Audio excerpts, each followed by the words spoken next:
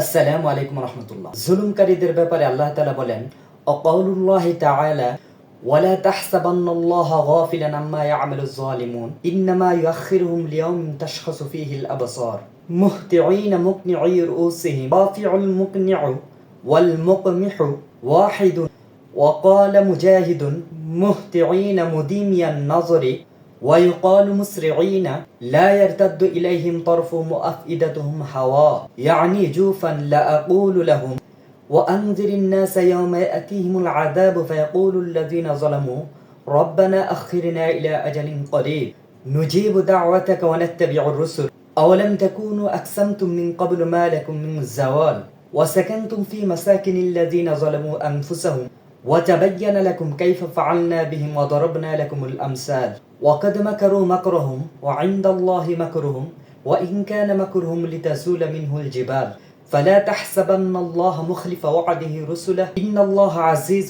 ذو انتقام আল্লাহ তাআলা বলেন, তুমি এটা কখনো মনে করো না যে জালিমরা যা করতেছে আল্লাহ তাআলা তার থেকে গাফেল।